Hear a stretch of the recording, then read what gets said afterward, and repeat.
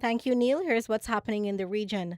Jamaica's Police Commissioner Major General Anthony Anderson has suggested that there may be room for the creation of a crime fighting measure that incorporates elements of normal policing with the security component of the zones of special operations, which are now in effect in two communities in St. James and Kingston.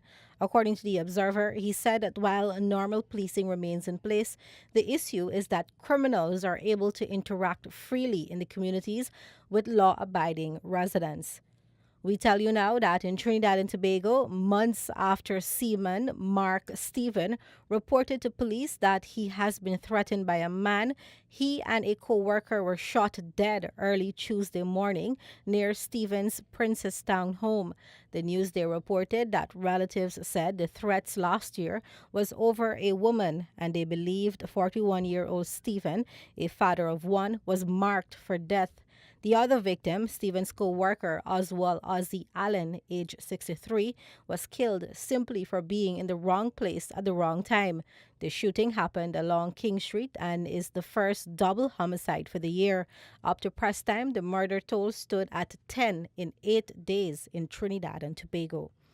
Internationally, U.S. President Donald Trump has made his first TV address to the nation from the Oval Office, escalating a standoff with Congress that has led to an 18-day partial government shutdown. Mr. Trump insisted on funding for his long-promised border wall with Mexico. However, he did not declare an emergency that would enable him to bypass the lower house of Congress, now controlled by the opposition Democrats. The BBC reported that Democratic leaders accused him of holding the American people hostage. The Republican president wants 5.7 billion US dollars to build a steel barrier, which would deliver on his signature campaign pledge. But Democrats, who recently took control of the House of Representatives, are adamantly opposed to giving him the funds. The ongoing closure of a quarter of federal agencies is the second longest in history, leaving hundreds of thousands of government workers unpaid. The first dark-skinned winner of the Miss Algeria beauty pageant has hit back at critics who have hurled racial abuse at her on social media. Khadija Ben Hamou told Algerian news site TSA that she will not back down because of the people who criticized her. According to the BBC, slurs about her skin color, nose, and lips have been made about her on Facebook and Twitter. Darker-skinned Algerians face discrimination in a North African state. Ms. Ben Hamou said that she was proud of her identity and winning the competition.